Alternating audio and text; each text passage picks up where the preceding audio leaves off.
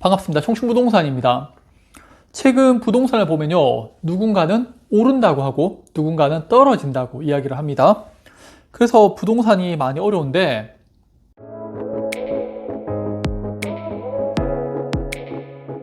현재 시장을 잘 보여주는 그런 발언이 어제 파월 의장이 이야기를 했었죠. 파월 의장은 조지아주 애틀란타의 스펠만 대학에서 헬렌 게일 총장과의 대화에서 우리가 충분히 긴축적인 기조를 달성했는지 자신 있게 결론 내리기는 아직 이르며 금리 인하 시점을 짐작하는 것도 마찬가지라고 말을 했습니다. 만약 통화정책을 더욱 긴축적으로 바꾸는 게 적절하다고 판단한다면 그렇게 할 준비가 돼 있다라고 강조했고요. 자, 이 내용만 보면은 파월은 여전히 매파적인 의견, 금리 인상 카드를 만지는 것으로 예상을 해볼 수가 있겠죠. 그런데 시장은 이를 비둘기적 신호로 받아들이고 있죠. 그래서 제가 매둘기라고 이야기를 했는 겁니다. 파월의 논평에는 새로운 것이 없다. 그래서 시장은 계속 환호하고 있다고 합니다. 그래서 주가가 계속 오른다라고 말이죠. 궁극적으로 내년에는 금리 인하가 예상되고 이는 주식과 채권에 늘 긍정적인 신호였다고 합니다. 그리고 실제 이거는 미국채 10년물 금리에서 볼 수가 있는데요. 올해 5%까지 급등했던 미국채 금리가 지금은 4.2%까지 하락을 했습니다. 아시겠지만 금리가 하락하면 시중의 유동성이 풀리면서요, 경제 활성화 그리고 자산 가격이 상승을 하게 되죠.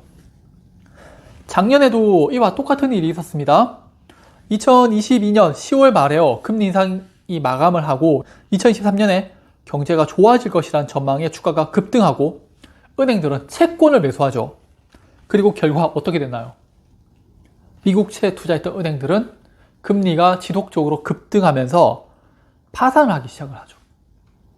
만약에 내년에 파월 의장이요, 금리 인하를 하지 않는다면, 또는 정말 파월 생각대로 금리를 인상시켜버리게 되면요, 이번에 투자하게 되는 많은 사람들이 또 손실을 보게 될 수도 있습니다.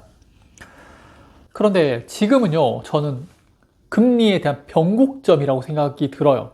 어떻게 보면 지지대나 저항대 같은 그런 상황이기 때문에 섣부른 판단은 좀 어렵지 않나라는 생각이 듭니다. 그리고 이런 모습은요, 우리나라 부동산에 또 잘 나타나고 있어요. 서울 부동산은 최근에야 다시 비관론이 확산되고 있지만요, 불과 몇 달 전까지만 해도 50년 주담대 등으로 인해서 강남 중심으로 서울 부동산 가격은 계속 상승을 했었죠. 그런데 지방 부동산은 어땠나요? 인구가 줄어든다면서 부동산을 사면 안 되는 것처럼 이야기가 나왔었죠. 그리고 건설사들은 파산을 하게 됩니다. 며칠 전에 창원 중견 건설사인 남명건설이 부도가 났고요. 미수금만 600억 원이 든다고 하네요. 이제 다들 아시잖아요. 대한민국이 이런 양극화가 심해지고 있다는 거. 자, 앞서 부동산은요, 지역에 대한 양극화라면요, 지금 보여드린 이 자료는 소득에 대한 양극화예요. 이 원인이 인플레이션이고 복리입니다. 근로소득이 불로소득을 이길 수 없는 상황. 그러니까 사람들은 노동의 가치보다는 투자를 통해서 한 방을 노리게 되는 거죠. 제가 대구에 있다 보니까 대구 수성구에서 좀 명확하게 이런 모습을 볼 수가 있는데, 윤석열 정부의 정책과 그리고 불수능으로 인해서 범어 사돈에 대한 인기가 올라가고요, 실제 가격 상승과 거래량이 증가를 하고 있죠. 또 수성구 중동까지도 가격이 많이 급등을 합니다. 그런데 파동은 어떤가요? 분양 계약자들이 계약 해지를 요구하고 있고요, 여전히 미분양이 넘치는 그런 상황이죠. 그리고 이런 모습을 평균으로 가격을 정하니까 한쪽은 많이 올랐고 한쪽은 가격이 거의 오르지 않고 미분양이고, 평균 가격 하니까 수성구 가격은 떨어지게 나오는 거죠. 대구 부동산 시장에 전체적인 상승이 발생한 게 아니라 자금의 여유가 있는 사람들이 선호하는 특정 지역의 아파트를 매수하면서 부동산 가격이 올라가고 있어요. 근데 반대로 그 외의 지역에는 관심이 없으니까 여전히 미분양이라든지 가격 상승폭이 떨어지고 있는 거죠. 마이너스 P도 여전히 많이 있고요. 저는 미국이 위대한 이유가요, 이런 정치와 경제를 분리했기 때문이라고 생각을 합니다.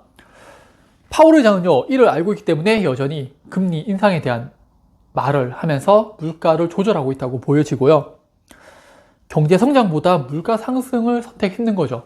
파월은 지금도 여전히 매파적인 발언을 하고 있는데 어제 잠깐 아닌 것 같더라고요 또. 하지만 시장은 일단 비둘기적인 상황으로 받아들이고 있는 것 같습니다. 이는 시장에서도 동일한 모습이 나타나고 있고요. 그렇다 보니까 어떤 걸 선택해도 좀 리스크가 있는 아주 어려운 시장이 당분간은 이어질 것 같습니다.